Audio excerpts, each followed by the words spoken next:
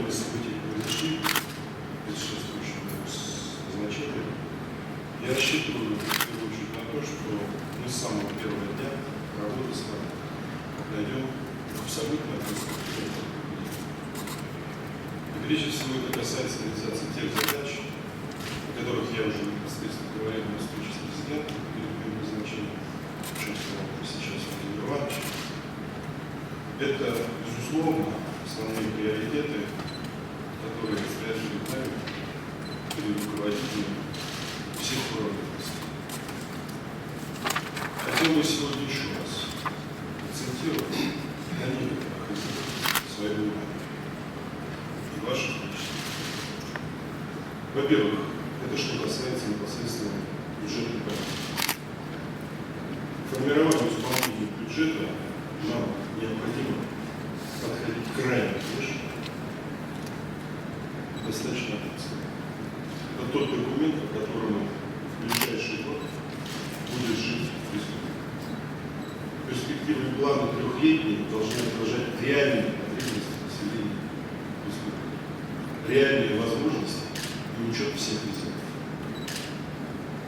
На сегодняшний день я хотел бы отметить, что бюджетная политика имела определенную тенденцию к определенному образу заимствований, которые покрывали дефицит.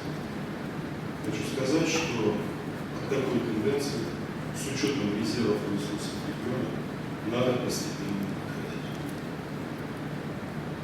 Хотел бы отметить, что это основная задача не в среднесрочной, а в краткосрочной перспективе. Поручение правительства республики активизировать бюджет в первую очередь и активно проводить на федеральном уровне с тем, чтобы привлечь дополнительные средства в республику.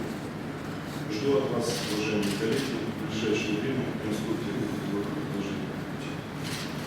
При этом, безусловно, приоритетом остается, как уже сказал наш майский образ. Я хотел бы отметить принципиально это выполнение программы переселения из ветхого на инфарктного.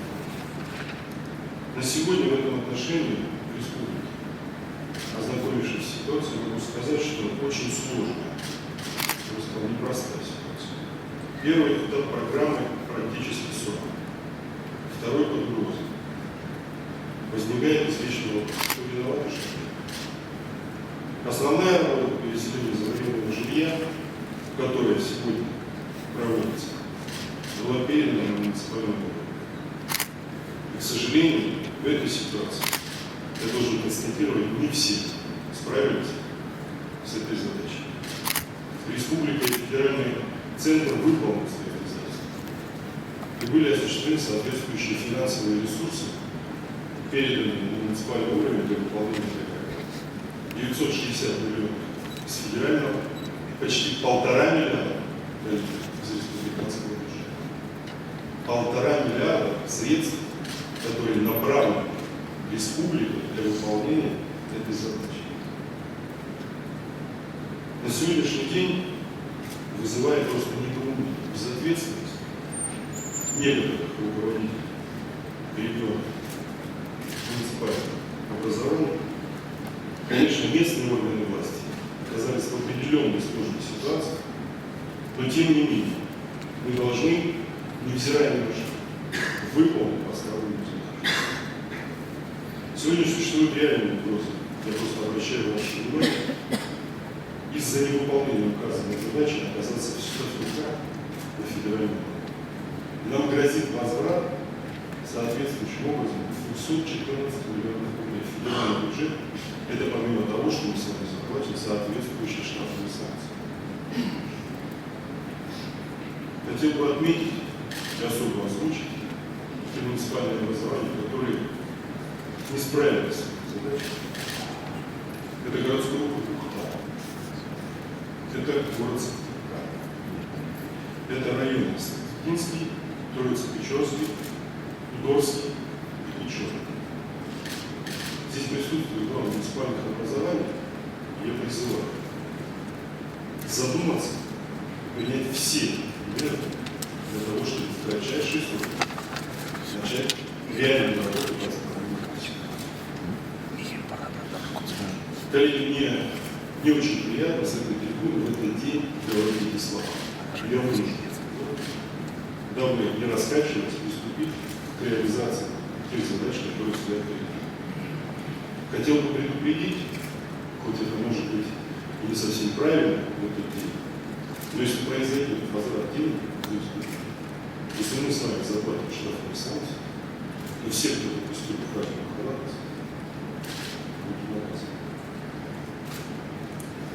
Но при этом, еще раз хочу, невзирая на эти трудности, задача должна быть выполнена во что бы то ни стало. Еще один момент, на мой взгляд, очень важный. Вопрос, касающийся работы жилищно-коммунального хозяйства. Владимир Иванович рассказал, что это особый вопрос, который должен быть на особый контроль. К сожалению, на сегодняшний день могу сделать вывод, что организация работы в сфере ЖКХ в республике находится на очень низком уровне. Отсутствует должный контроль за прохождением осенне-зимнего периода. Но самое опасное, что на стадии подготовки некоторых возникает соблазн давать необъективную информацию, не чувствуя никаких последствий ответственности за то, что они делают. И самое главное, дискредитируя власть своими действиями перед населением. Это недопустимо. Ответственность за это, конечно, как может быть просто, как бы сказано, несут муниципалитет. Но та нагрузка, которая сегодня находится в муниципальном органе, она тоже должна быть поддержана и определенным образом синхронизирована с республиканским уровнем.